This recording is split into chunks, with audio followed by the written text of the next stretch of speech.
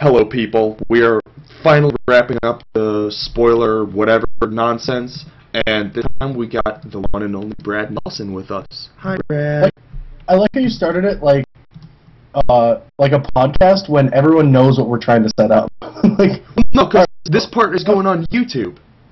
Oh, we're gonna start over. No, we're not starting over. Yes, no, I didn't know. I didn't know you were gonna start it. Okay, I get it now. That's why. So I said we're starting it. I'm not editing any of this, by the way. I thought all of this was going on YouTube. No, just this part. What's up, Utopians? Alright, so Brad has looked over the spoiler because he likes doing magic things, whereas I have been isolated from the world and have not seen any of this. And we have a pro tour to play. By the way, can I tell a quick story to the YouTubers? Because it's absolutely. Alright, I was at 34 QP points, and like I should be asleep right now. Like I have no clue. I'm up. I have a flight in 6 hours, and but anyway, I had to get one more point before I left to get my 35, and so I decided to play for the Magic Online Championships, and I decided to play a Swiss queue. So awesome. My deck was fine, but game one I mulled a 5, missed my second land drop. He plays Heartless Summoning, proceeds to smash me with like 1/3s. Game 2 I smash him, and then game 3 I mull to 6 on the draw, discard 3 times before I play my third land drop, and proceed to win. Sure. And then that proceeded to the next. I mulliganed 13 times and won the event. It was ridiculous. It's a hard game. I didn't game. even know that side of Magic existed, but I got my qualifier. You mean you made 3 booster packs? Well, I don't care about those. I got the qualifier. Yeah, obviously. That's pretty awesome. It was insane, though. I don't even know how many QPs I have. I just wanted my 35. Gonna play some rug in the mocks, see what happens. Dude, that deck is sweet. Alright, we should actually do this. Okay, people, we're gonna do top. Yeah, we've already done all the 5 colors, so today we're doing the multicolor and the colorless. Alright. On top of the list, Diagraph Captain. Death Touch. Ooh, Zombie Lord. Yeah, there's a bunch of lords. Oh, okay, cool. I like lords. Yeah, I like the uncommon lords because like this is a zombie lord and it's going to probably not impact competitive Magic, but it's going to be such a big relief for like casual Magic because people like their zombie decks. Yup. And so like they might have to splash blue now because these are like all the old cool zombies, but like giving Death Touch and all the other zombies get +1/+1, and then the whole like if you Wrath me you're going to lose a lot of life thing. Yeah. It's just very cool for casual decks. Yeah, I agree. And like now if they're playing zombies nowadays, apparently zombies are blue now, so so it works. Yeah, I don't really get that. Yeah, me neither. Zombies are blue. Just go with it. They are now. That's they put cards in your graveyard and then bring them back, and they're huge. Like these blue creatures are insanely big. I don't even know why you need a bonus. Well, blue wasn't good enough, you know, so they really needed a boost. Well, what do they think that blue was so insane that they had to make a horrible blue like second set? Because it's a pretty bad second set for blue. Yeah, I mean. But anyway, we got a zombie captain. Yeah, which is cool. And then this is a spirit one. Yeah, the spirit one I think is pretty interesting because there's so many like putting spirits in the flying, and like hexproof means that you might be able to get away with like, you know, like a phantasmal image. Yeah.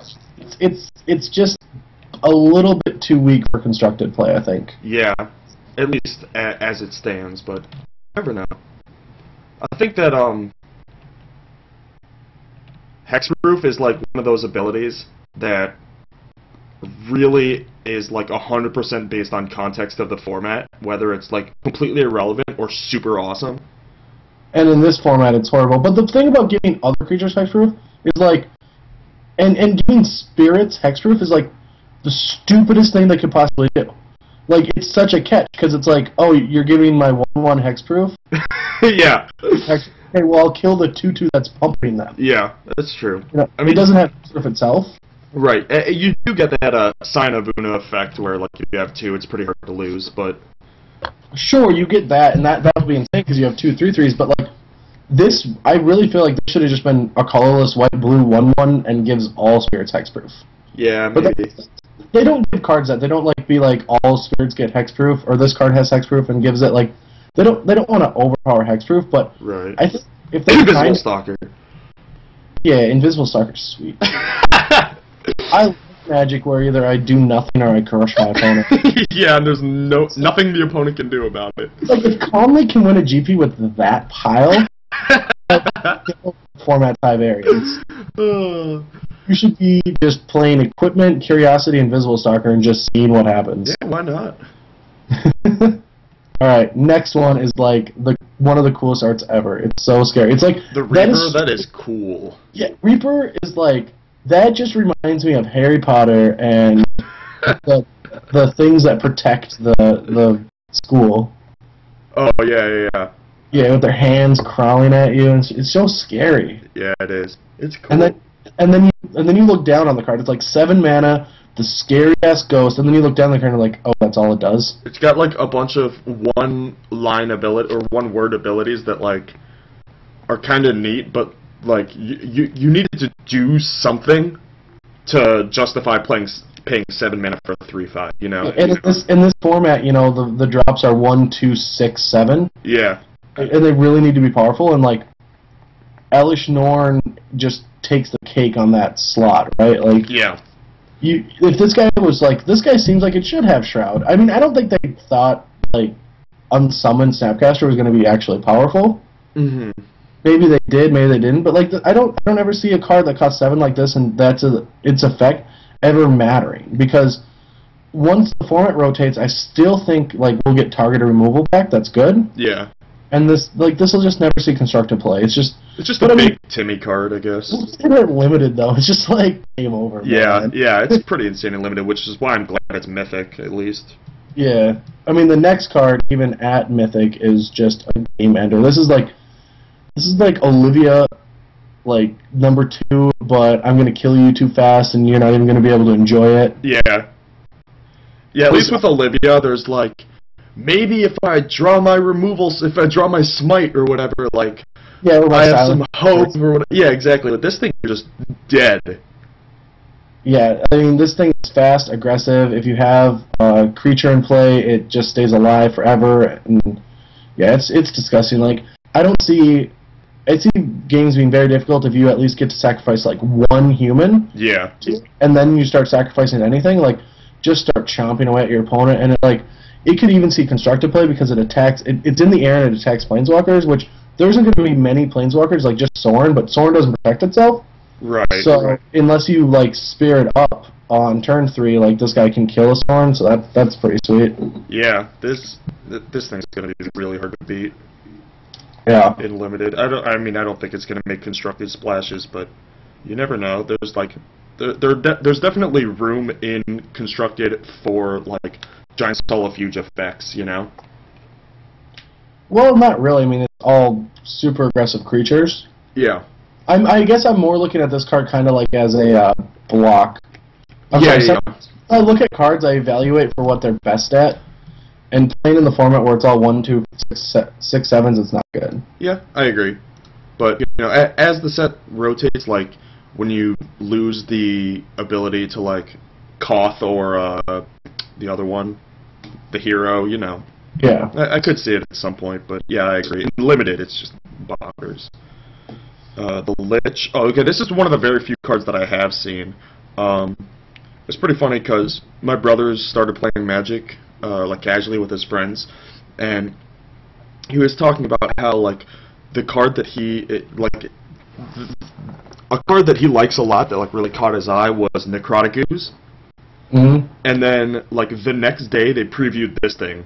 And I was like, you think Necrotic Ooze is awesome. Yeah. I mean, this card seems fine, but, again, like, you're not going to play a bunch of creatures and constructor. Like, all these cards are just forced by this format. Like, I don't think they thought this format was going to be like this, but I don't even think they care. Yeah. Like, I'm pretty sure that they understood, because I understood that Scars Mirrodin was like the biggest mistake they've ever made. I mean, It's a whole set. every year they make the biggest mistake they've ever made, so it's like... That's not true. Everything about Scars I hated. Like, Limited was just about bombs, and Constructed, it was high variance and all these swords, and like, everything about that set is just so overpowered. So like, with the power creep, we're in a transition where all the cards are not good right now, but once we lose Scars, like, we're going to see these cards probably. Yes, I agree completely. That's like so important to realize that this set and even Innistrad dialed the power level back so much. Yeah. And these are the times that like buyers and sellers like actually make a good amount. Like, their long-term investments are so great because like everyone's going to open these cards and sell them for like $2 and then like buy them back in a year for like 14. Yeah, and I mean it's important to note, right? Because if you look at all these sets that kind of played along with the power creep, the limited environments were getting worse and worse, and then Innistrad comes out and is one of the best limited environments in a long time, and it's the set that is dialing back power creep. Oh yeah, I mean, that's kind of how it works, right? Like, when a set is insane and limited, it's not that insane and constructed because, like, look at Scars Mirrodin. It was insane and constructed, and it was a horrible limited form because all the cards are so overpowered. Yep. And so, like, I love this format. Like, 2 days ago, I got blown up by Nevermore. Yeah, that's awesome. Just Nevermore. Yeah, like there was only like 4 or 5 cards in the entire set that I haven't played before. Yeah. It was just like an absurd number. Yeah, I mean, it's disgusting how amazing the set actually is. Yeah, it's awesome. Like, I also drafted a deck for the first time ever where it was blue-black, and it was like 3 ghouls, like 5 Delver Secrets, and I only had like 7 ways to flip them, but I had 3 Curiosities and 3 Silent Departures. So I was just going to town on people in the early turns. It was like the most fun ever, and the deck was horrible, but it was so temporary, I just 3-0 crushed them. Yeah. Yeah, I mean, there's room for decks like that. Like, when the set came out, nobody thought of, like, combo spider spawning or even really Burning Vengeance. You know, people viewed it as, like, this sort of gimmick deck, which it turned out to be a really good gimmick deck, you know? And, I mean, look at Worlds. Like, if anyone knew about spider spawning at Worlds, dear God. Oh, yeah, they would have crushed it. I mean, we knew about blue-green mill decks, but we just didn't, like, realize have the right formula. Yeah. Like, we were trying to do, like, Delver and the green enchantment that gets +X+X. Right. Instead of, like, splashing the spider spawning and the... When you spider spawn, you got it, but your pick order was wrong, so the decks were never... Yeah, once that got more refined and people were more experienced with it, like... And still before people knew it existed, it was just comical how good it was for that, like, week. And then Luis wrote about it, and and everyone knew about it. Yeah. Alright, so next card, an actual good spoiler. The Huntmaster of the Fells. Are you with me? Yeah, I'm trying to read it. It's got a lot of words on it. Oh, you've never seen this card yet? Nope.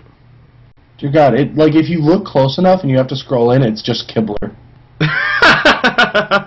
Just straight up Kibler with an axe and like a fox on him, which is weird that he's wearing a fox and then turns into a wolf. Yeah, that is a little weird. Yeah, isn't that, you know, like killing your own? Do werewolves eat foxes? I don't think so. No, like humans. Do they eat anything? I think mostly humans. I mean, they're werewolves. Don't they just like munch on whatever they can get? I guess. So if you have the ability to turn into a werewolf, what's your metabolism like when you're like... Normal? Yeah. Did you just have to eat all day? Because, like, the transformation must, like, really wreck you. Yeah, transformation and, like, if you're going full aggro werewolf mode on people, like, that burns a lot of calories. Yeah. Even the transformation itself probably burns a lot of calories. Yeah. That's a good question. We'll have to look into that. We'll have to research it. Yeah. Yeah. Call up some professionals, you know. This card's awesome, though. Yeah, it seems very interesting. Like, getting the value of 2 spells is great, but I think, like, again, it's times wrong. Like, there's so many creatures that fly, like, and And the one thing is, like, this fits really well with the green-red decks, like, if you're trying to play Daybreak Ranger, because Daybreak Ranger's so good against, like, all these tokens and aggressive decks, and this guy can give you some life, gives you 2 guys, like, it can just help give you more spells that are just good against these aggressive decks, and then the rest, like, because you get a spell like this, then you can actually try to build the rest of your deck better against control. Right. So you get 4 spells that are good against it. That's pretty much what I'm saying. So, yeah, like, you don't have to spread your deck thin, is what you're saying. Mm-hmm. Yeah. And you get 4 reasons to flip. Right, Like, you flip it and shoot a Delver out of the air. So if they ever tap out, you get to flip this guy. Yeah, and flipping it is really good. Yeah. If they bounce it during their upkeep, do you still get the ability? Because it technically flips, but it's not in play. Well, they could just do it in response to the trigger, right? I'm just curious, because it still flips, and it's an ability on the flip. Because it's a trigger to flip, and then there's an ability when it flips. Right, but if they bounce it in response to the trigger to flip, the other trigger never goes on. Are you sure? Yeah. Okay, I don't know. Yeah. But yeah, Right. this thing's awesome. I like it. Pretty sweet. And now we'll go to the wolf that Huntmaster already slayed. Dude, what's with this art? I know, it's just trippy, isn't it? Yeah, it's like It's like, completely different style than all the other art in the set. yeah, and it's very, like, anime. And, Yeah, exactly. It's cartoony almost. Yeah. It kind of looks like if you were on Mario's world and Bowser got really badass with his creatures. Yeah. I was just, like, running around, jumping on mushrooms, and all of a sudden this wolf jumps out. It starts like foaming at the mouth at him. More wolf appears. He's just like, that's a funny looking Koopa. This guy's cool. Wolf Lord. He just jumps over it. Yeah. But, I mean, he's fine. Like, there is a ton of wolves. Don't so... they already, isn't Mayor like a wolf lord? They're all werewolves. Yeah, Mayor's is a human wolf. lord on the front and a werewolf lord on the back, right? Yeah, but the thing about Emerald that's great is, like, once you flip your guys, like, they don't flipped, yeah. Yeah, with him in play, which is kind of crazy. I like that they put Intimidate on a 2-color creature too, so this is like blockable 80% of the time anyway. Yep, that's a cool card. So, Soren. I want to hear your thoughts on Soren. well, you obviously didn't read my article today. Oh no, I haven't. You didn't hear it. I'll tell you, and I don't know if anyone else read it, but I thought I had a pretty good joke. Like, when I first saw this card, I was like, Soren, Lord of Innistrad. And before I read anything, I just thought Lord of Innistrad, because no card has ever been Lord of the planet they exist on. Right. So that means you have to be pretty badass. And that made me feel like this is going to be a standalone Planeswalker. Which, I mean, like, of course not. How is this a standalone? It can't protect itself against anything attacking him. Oh, that's what you meant. I thought you meant it would be the only Planeswalker in the set. No. I mean, like Elspeth and Jace are standalones, right? They can dominate a game on their own. Yes. Tezzeret, all the other ones can't really dominate. Like, Koth can, but it's still, like, it can't protect stuff. Like, Jace and Elspeth... And Beacon. Yeah, they all protect themselves. They all... Kill people. Yeah. And they break stalemates. Yeah. And this card does none of those. Putting creatures on the ground is nothing when all these creatures fly anyway, or are hexproof. Yeah. And so, like, you play them into a Geist, you're dead. Like, they go Midnight Haunting, and you play this, or the new Midnight Haunting, or they Delve or Flip, or they Invisible Stalker you, or they Titan you. Like, this guy It doesn't actually beat anything. Yeah, exactly. And so, like, the thing about this guy is he's actually, the only way you play him is in the super aggressive deck.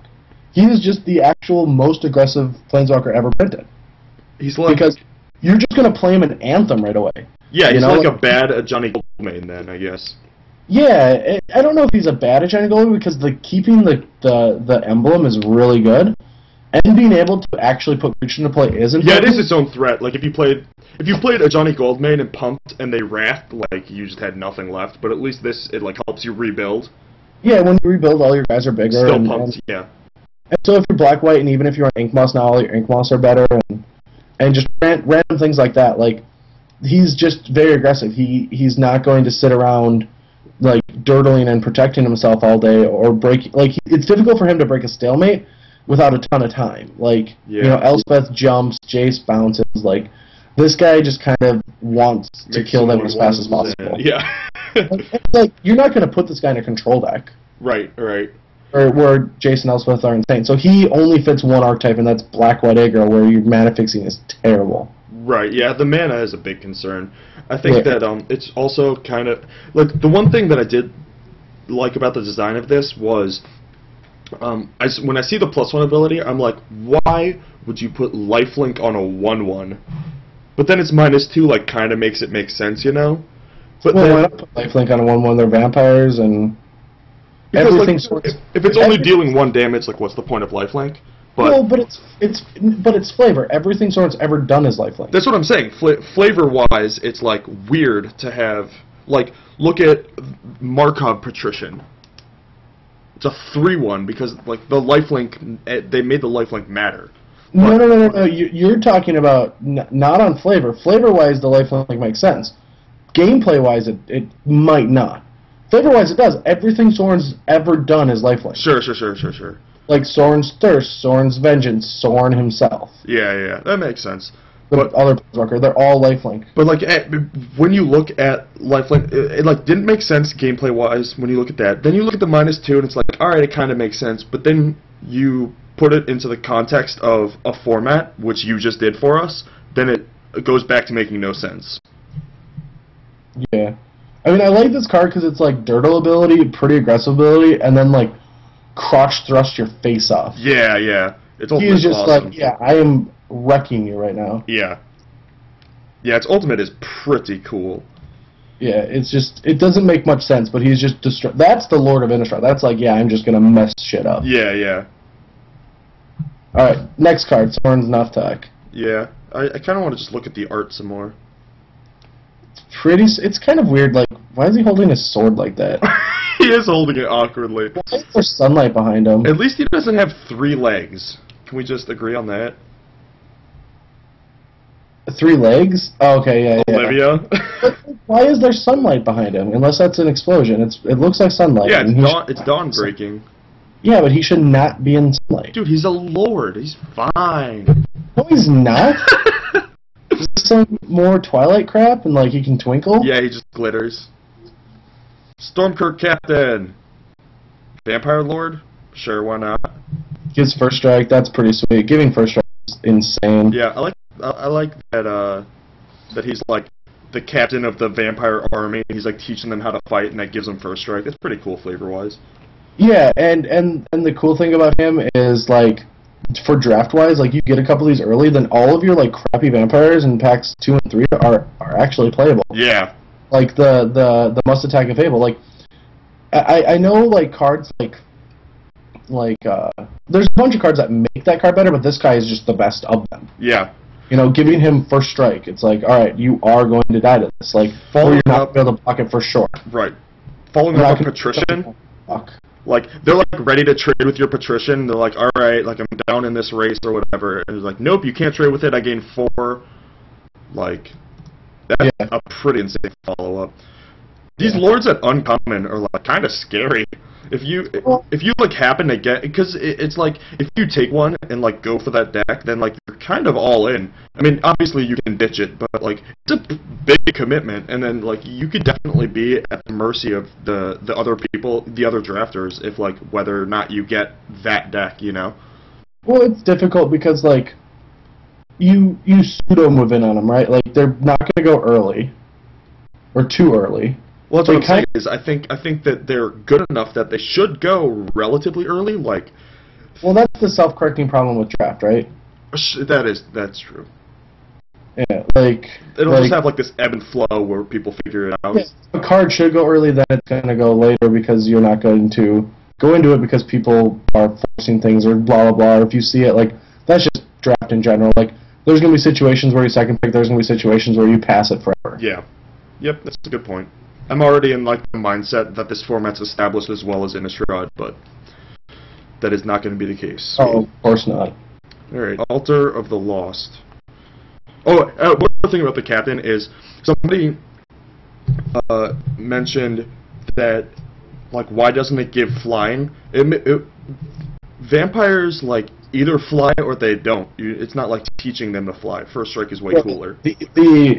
The whole thing about vampires is you're given one ability or multiple abilities, but like it's after you've been turned into a vampire. Right, exactly. So like you can teach a vampire to fight, thus first strike, but you can't. Yeah. Yeah, I've watched True Blood. Yeah, I'm basically an expert. Yeah, I've watched that show. It's awesome. Altar of the Lost. It is the flashback mana thing. Yeah, it comes with a tapped. You can add 2, but only on flashback spells. Meh. I mean, it's going to make Burning Vengeance decks a pseudo threat because like you get the looter, the careful study card. Oh yeah, that thing's insane. And so you're going to start actually being able to dig deeper to your Burning Vengeances, which then this card is going to then let you power out your cards like Forbidden Alchemy or your Geisons. You tap this card and you just get to cast like Think Twice for 1. Yeah. You know, like that's pretty powerful. Well, that's like one of the things holding back the Burning Vengeance deck is it takes them so much time and mana to like find their Burning Vengeance and play their Burning Vengeance, and then like they can only flashback one thing because it's so expensive on that one turn, and they can only kill one guy, and then they get run over. But like this is a nice boost to that, and it's gonna go super late, so like you can pick it up.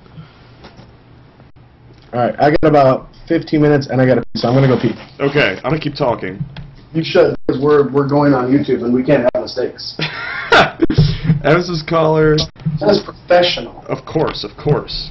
Nothing but the most professional work. More stuff that needs humans. This card's like kind of mediocre. It just turns your things into Doom Travelers. It's cool. Whatever. I don't really have much to say about it. This card's really bad.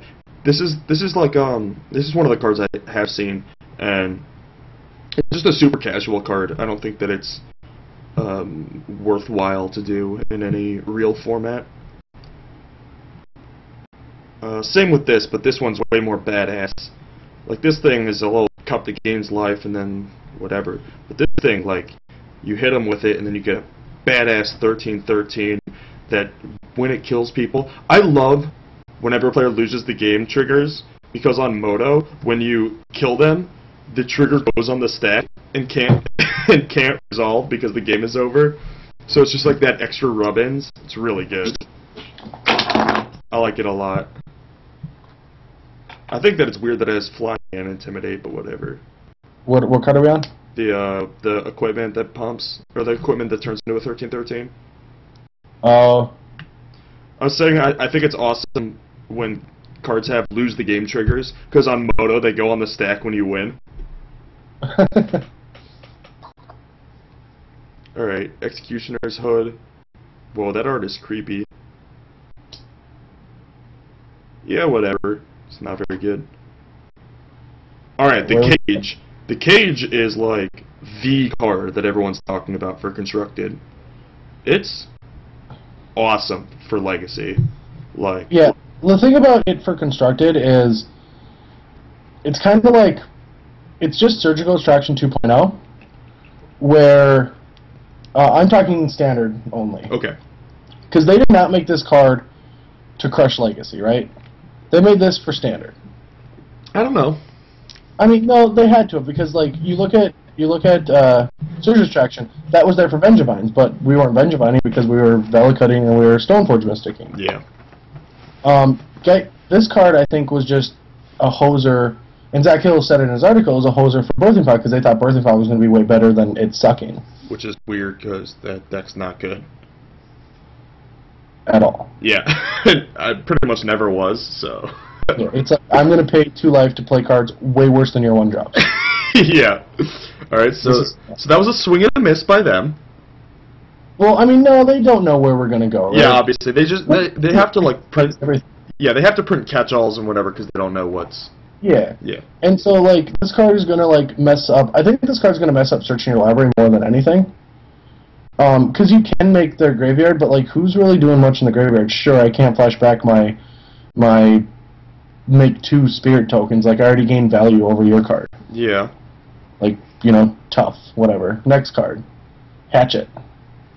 Wait, why? But it's casting cards from your library, right? Oh, they can't enter play. Okay, cool. Well, all right. Yeah, they can't enter the battlefield. Yeah, I thought I stopped reading that sentence after graveyards. Yeah, it's graveyards or libraries, and you can't enter the battlefield. Yeah, so, like, you can't search with Birthing Plot or Green Sun Zenith. That is pretty cool.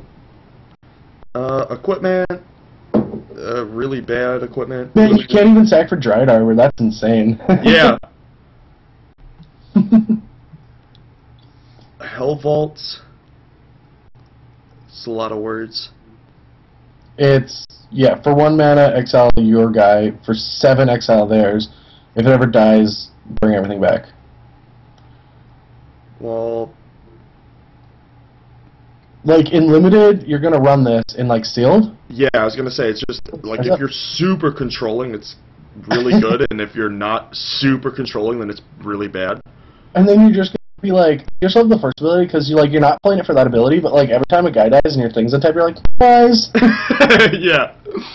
I don't have anything in my deck to blow this up, but, whatever. And then you, like, draw, like, an Umbrella Arch, and, like, man, that was stupid. I feel like that's gonna happen a lot to me. Oh, of course it is, because you're gonna think on the spot. You're like, everyone in Magic tries to find value. Yeah, that's just correct to do. Yeah, because you're like on level 1. You're like, this is what I'm supposed to do. I'm supposed to. This potentially gives me something like, what if my opponent a Chroma's Vengeance is? Yeah, that's like the most straightforward, like, autopilot mistake. Yeah, that's gonna happen a lot for sure. Yeah, it's cool, whatever. I'm glad it's mythic. I don't want to have to, like, see it every draft, because, like, I don't like what it does to people's decks. Like, it makes Limited, like, super awkward. But... You mean, like, it's just going to sit there forever until it takes over the game, if it does? Yeah, because, like, I don't want to have to draft a deck with this in it, and I don't want to have to play against a deck with this in it. I want to play against a deck that takes 10 mana to kill a guy. Well, yeah, but... Like, if this card takes over a game, you're probably losing it anyway. Yeah, that's fair. I mean, unless the board stalls, and when does the board stall in this format? It's all, like, if you get to a point where no one's playing spells because they're, like, top deck moding, and you're trying to get to 7 mana, like, you have a million things flipping that are bigger than other things. Yeah. Like, this format doesn't stall. It's not that great. That's fair. Jar of Eyeballs. Puke. I really wish that this was like flavor draft style, where like you get counters actually equal to the number of eyeballs of the creature that died. Yeah. I mean, but that would be so stupid because like people are like arguing over how many eyes insects have and stuff.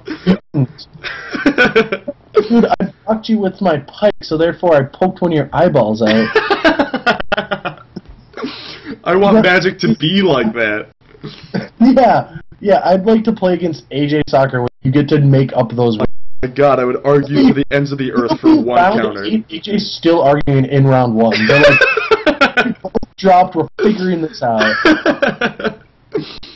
Like, closing the Grand Prix has already been done. You're like, no! No, I get 3 counters, not 2. It's just like, what? I don't know, it's like a stupid card. Yeah, that's a good... Moving on. Yeah. Warden of the Wall is like one of the sweetest cards ever. I love the design of it. Oh, it's so amazing. Oh, that is cool. Yeah, it's great. Like, it comes into play tapped, you go to their turn, they have the chance to kill it, you untap, it can be mana, or it can just be a guy that you need. And 2/3 flying in this format is just like, mwah, like the perfect number. It's the perfect, yeah, so you can use a mana, you can use a blocker, and like, it fits a bunch of roles. Like, you have a deck that kind of needs acceleration, but also needs defense against flying. It's just perfect. Yep. Aggressive decks aren't going to want this. Like, so it only fits certain roles. It just fits a role that a deck will need. Like, some deck doesn't need a 2-fly defender or 1 mana. Right. And some decks can use both. Yep. Super flavorful, too. I like it. Quiver. 1 second, I gotta look up. Yeah, that's my brother and his friend. We're gonna start hearing moaning soon. That's fine. Pings. Or deals 3 to a werewolf, 5 to equip. I was talking the other day about how insane a pinger would be in this format. Because, like, it's all 2/3s hitting each other, or like 2/2s into 2/2s into 2/3s, or... I'm going to be right back, okay? No problem. I want to see how many people are in my house. No problem. Or, like, Civilized Scholar, like, Voiceless Spirit, like, the 1 damage would be so good. That I was like, yeah, they couldn't print a pinger. That'd be way too good. But I guess at an extra card's investment and 5 mana, it's probably fine. And the fact that it deals 3 to a werewolf is just gravy. But like you're still able to deal with this in a tempo neutral or tempo favorable way. So I'm pretty sure it's balanced, but I like this card. I don't know. I like stuff that like lets you do stuff with your mana late. I do not mind it at all. Okay. We got some lands. Sweet. Evolving Wilds. I like it. I don't know. Seems like the mana bases are pretty bad if you're trying to stretch it, and I like cards like this. I think I like Wilds a lot more than I like Grotto. I'll tell you that much. Yeah, Wilds is great for this format. I think it's going to be great for 3-colored control decks. Yeah, like there's also like all these like off-color flashbacks that it helps you splash easily. I like that. Grim Backwoods. I think this card's cool. I think it's not going to see constructed play. It could see like other format play. Yeah, it's like an EDH card or something like that. Yeah, it's a pretty sweet card though. It's cool. It's like perfect for those guys that try and make the Rock work in every format, no matter what. I mean, there's that EDH general green black 2/2 that whenever guys get sacrificed, like this card's just awesome in that deck. Yeah, exactly. Yeah, that'll be cool. But meh. Yeah. I think Haunted Fengraf is going to be like a very interesting card in Limited, because if your deck is like 1 color with just a splash, you're going to run this card. Yeah, for sure. It's just value. Yeah. I think you could easily run this in certain decks, and you're going to get them late, and you don't know if you'll use it or not, or you board it in just for extra creature value. Yeah. Yeah, against like removal heavy decks. If you're going to go long, I mean, this card's awesome. Yeah. In general, I am annoyed by random effects, but I understand why it has to be like that. We have the last card? Wow. Last card. Vault of the Archangel. That's pretty good. Yeah, it's pretty interesting. Like, I don't know how good it's gonna be, but it's interesting at least. Like, it might be good in the token decks. Like, it might even be good as like a one-of in like an Esper control deck, just because like, you know, the value of giving a Sun Titan lifelink would be interesting. Or like giving timely reinforcements, death touch, like random stupid things that could potentially happen if the mana base works out. Like if we're not ghost quartering, this being decent, like depending on how many Ink Moths and Titans are running around, like this card does have decent applications, but I don't know how insanely powerful it is. Yeah, like again, this is another card that like we're not gonna really be able to see what it can do until the set rotates, but. I mean, in Limited, it's like awesome. It's like super hard to race, auto race winner almost. So, yeah, that's cool. And the other thing I was gonna say about Limited is that putting a colorless land into white-black in Limited is actually really hard, because your mana in white-black is generally pretty awful, even though you're 2 colors, just because like all the double whites and double blacks. Yeah, I mean, you have the dual land and you have Evolving Wilds, and that's fixing. Yeah. Unless you're running things like Solemn Simulacrum or Spheres, random crap like that. Yeah. Cool! Alright. That was the colorless, the lands, and the multicolored. Oh, yeah. I feel like we did a lot more goofing off in this one than, than my other ones, but that's okay, it was fun. People like to laugh. It's true, man. It's true. If you don't laugh at least twice a day, you die. That's science. sometime in life. Yeah, that is science. Mm-hmm. All right, thanks, Brad. It was fun. Yes. Hope everyone We enjoys their pre-releases and all that. have to get up in 5 hours to catch it right. You are a smart and handsome gentleman. I am both, and I love it. All right, see ya.